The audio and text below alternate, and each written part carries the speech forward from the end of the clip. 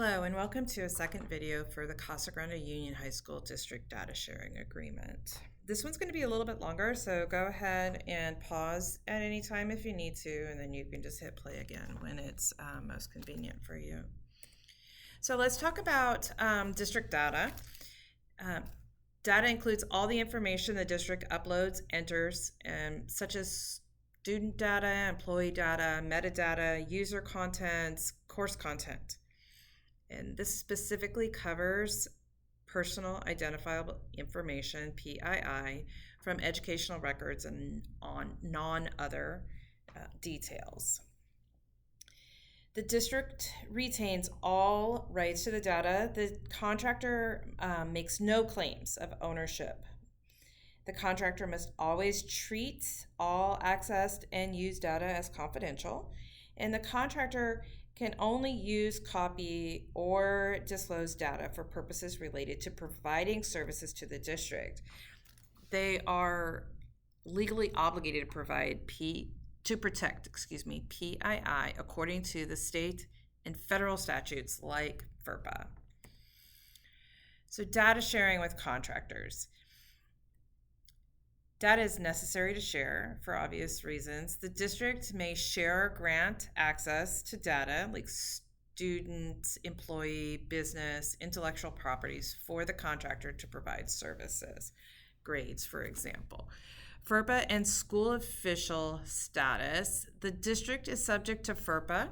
The contractor is deemed a school official with legitimate educational interest because they, one, perform services for the district, which we would otherwise do internally, are under district direct control regarding educational records and must comply with FERPA rules when using or disclosing PII.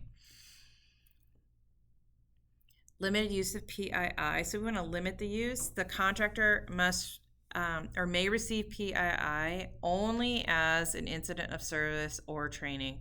It can only be used to perform contractual duties and obligations and cannot be further disclosed. So agreement duration and data disposition. The agreement is effective immediately as soon as it is signed and lasts while the contractor provides services. The agreement's conclusion, the contractor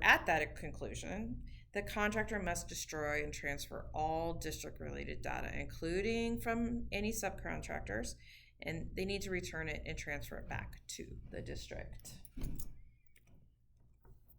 Data collections. Contractors can only collect and access data that fulfill the duties of the contractor. For example, in a coaching situation, you're most likely going to be getting grades and email the parents about upcoming events, those types of things. The contractor will use data only for the purposes of fulfilling its duties and providing contracted services under the agreement and for improving services under this agreement. And then contractors agree not to save confidential data to a personal computer.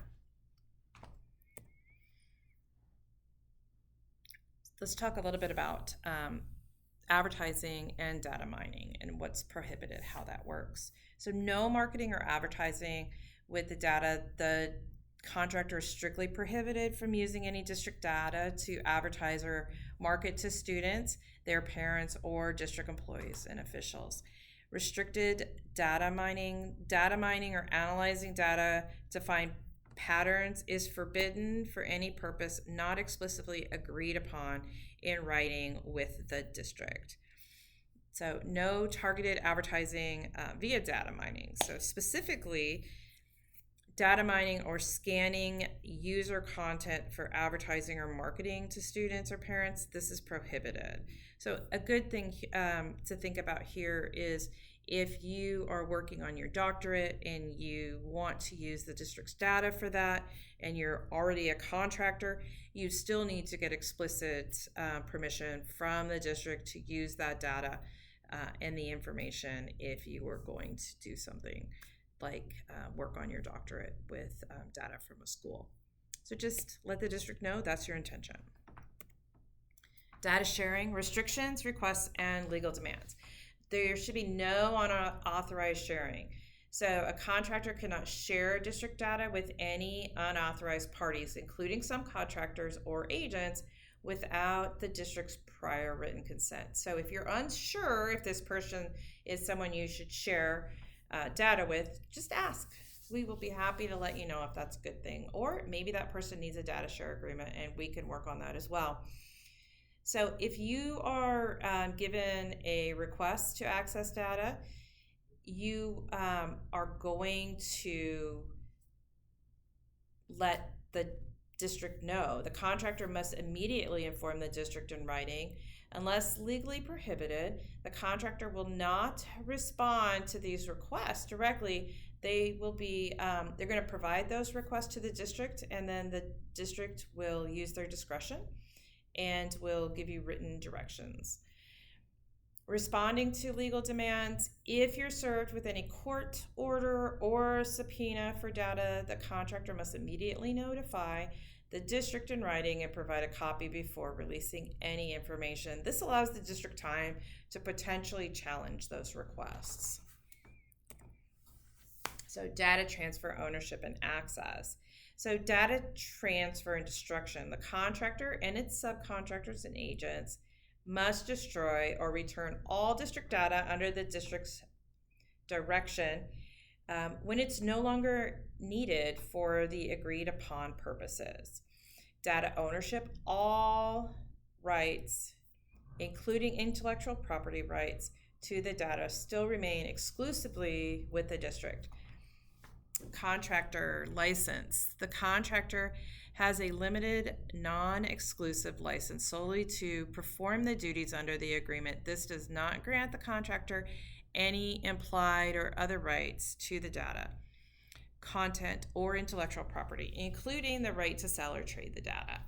District access. All data held by the contractor must be made available to the district immediately upon request.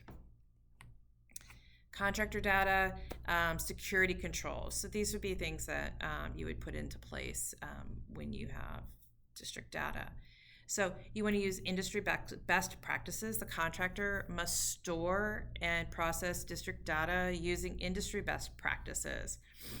So comprehensive safeguards would include implementing appropriate administrative, physical, and technical safeguards to prevent unauthorized access, disclosure, or use of data. These should include measures like encryption, access control, secure storage, and regular security updates. If you're using a district device, then you're good to go. If you were issued a district device when you signed your agreement, then that's great. But if you're using your company's device, then you want to just make sure that you're staying up to date on your security updates and that your company that you're working for is securely storing their data and the information. Risk assessment and vulnerability. You need to conduct periodic assessments, or the company you work for would conduct periodic assessments to identify security vulnerabilities and remediate them in a timely manner. Risk assessments are crucial for identifying vulnerabilities. And then a written incident response plan. So the company that you work for should maintain a written plan detailing procedures for responding to security or privacy incidences, including prompt notification to the district in the event of a data breach. The plan must be shared upon request by the district. Data breach notification and consequences. Immediate notification. So if you discover a data breach or a security situation, the contractor must immediately notify the district and make immediate steps to mitigate the damage. Consequences of a breach of privacy or confidentiality may, at the district's discretion, lead to immediate termination of the agreement and a refusal to contract with that contractor for the next 5 years. So curing a breach. The district can terminate the agreement if the contractor fails to cure a breach within 30 days of receiving written notice, or longer if the cure takes more time. The breaching party must identify the steps and time frame for the cure. Hello and welcome